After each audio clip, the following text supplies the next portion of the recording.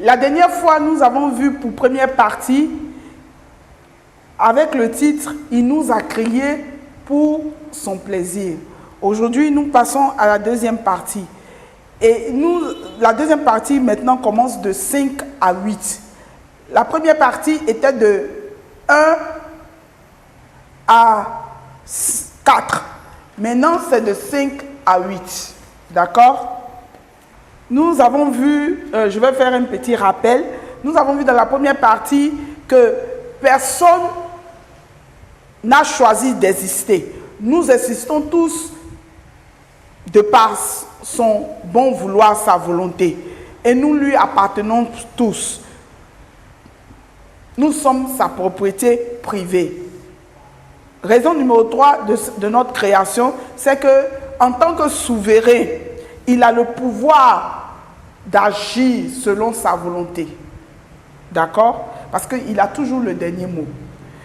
Et quatrièmement, nous avons parlé de l'importance d'éviter de l'accuser à tort et à travers. Ce n'est pas juste. Aujourd'hui, nous allons parler de raison numéro 5. Nous devons nous soumettre à lui sincèrement. Il est tellement important parce qu'il est le Dieu de vérité. Il dit que c'est lui qui sonde nos cœurs. Il sait ce qui se passe au-dedans de nous, avant même que nous ne pensions. Comme il a dit dans Amos chapitre 4, verset 13, il est celui-là qui nous révèle nos pensées. Vous avez compris? Donc, il sait d'emblée, en avance, ce qui va se passer. Comme il a dit dans Ésaïe 46, verset 10. Nous devons nous soumettre entièrement à lui. Et c'est pour notre intérêt. C'est vraiment pour notre intérêt. Parce qu'il est le Dieu tout-puissant. Il est souverain. Tout l'univers lui appartient. Donc, raison de plus. Et puis, il nous aime. Imaginez un peu. Imagine, mon frère, si tu décides de vivre selon sa parole, si tu décides de te soumettre à lui, ma soeur, imagine comment ta vie sera aussi simple dans un monde aussi difficile. Rien n'est facile. Très spécialement, toute bonne chose s'acquiert difficilement. Mais nous devons être patients, car il nous a dotés d'une endurance pas possible. Oui. Et il nous a donné ses vertus. Il nous a donné ces vertus que nous appelons des dons de l'esprit. Il suffit seulement de nous abandonner entre ses mains et nous verrons sa gloire. Comme le roi Salomon le disait dans Ecclésiaste chapitre 12, verset 13. Il dit, écoutons la fin de ce discours. J'aime une autre version biblique qui dit, la conclusion de toute chose. C'est-à-dire qu'après avoir travaillé, après avoir joué, après avoir joui des plaisirs de ce monde, après avoir fait certaines choses selon notre propre volonté, Salomon dit, le roi Salomon nous dit, la conclusion de tout cela, c'est que nous devons craindre Dieu et observer ses commandements. Et vous savez pourquoi? Il dit, c'est là ce que doit faire tout homme. C'est là ce que doit faire tout homme. Et dans le verset 14, il dit, car Dieu amènera toute œuvre en jugement au sujet de tout ce qui est caché, soit béni ou mal. C'est-à-dire, soit bon ou mal. Donc, nous avons intérêt à nous soumettre à lui parce que c'est lui qui a les derniers mots, c'est lui qui a le pouvoir de changer les donnes. C'est lui qui a le pouvoir de nous guérir. C'est lui qui a le pouvoir de nous exaucer.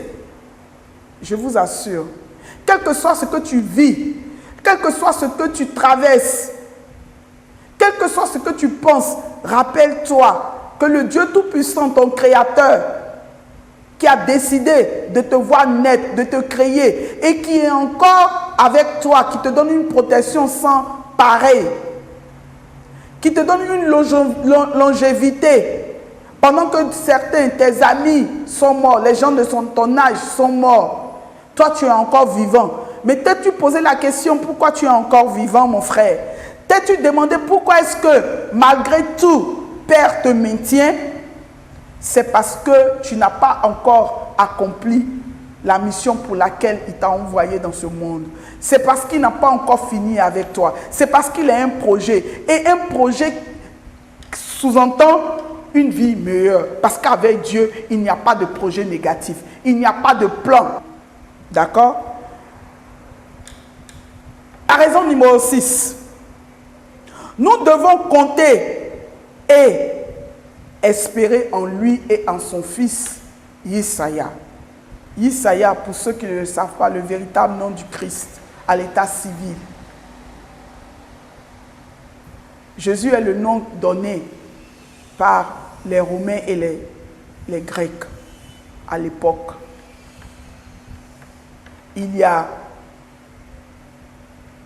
1600, en l'an 1600, autour de l'an 1600, l'an 1500, il a porté ce nom-là. Jésus, qui est devenu plus tard Jésus. D'accord? Donc nous devons, et ça c'est une recommandation de lui, dans Jean chapitre 14, les versets 1, il dit « Ayez foi en moi, exercez la foi en mon Père et en moi ». C'est une recommandation. C'est une recommandation qui est plutôt un commandement. En tout cas, si tu veux vivre une vie meilleure, si tu veux qu'il te sauve de toute situation, comme il a dit dans Psaume chapitre 50,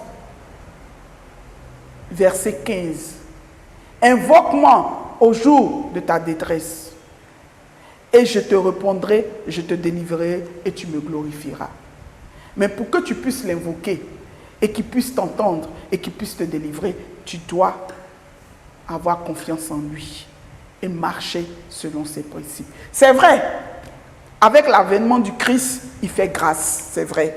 Mais cette grâce-là a des limites.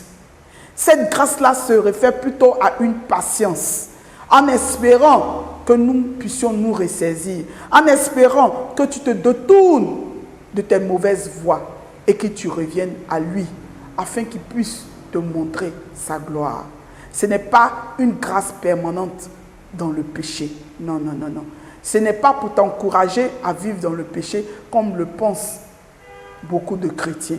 Tout à fait le contraire. Cette grâce, c'est-à-dire simplement qu'avec la venue sur terre de Isaïe, avec sa mort pour que nos péchés soient remis à zéro, pour que nous puissions être des enfants de Père et vivre dans la vie éternelle, afin que nous puissions avoir une communication directe avec lui. Voilà de quoi il s'agit lorsque nous parlons de grâce. Parce qu'autrefois, les gens d'autrefois n'avaient pas cette possibilité-là. Les enfants d'Israël bibliques n'avaient pas cette possibilité-là. Ils avaient des intermédiaires qui étaient des hommes comme eux, des prophètes, aussi limités que vous et moi. Mais le Christ, Isaïe, n'est pas limité. Et la Bible dit qu'il est le dernier sacrifice. Donc il est venu nous réconcilier avec Père. C'est ça la grâce.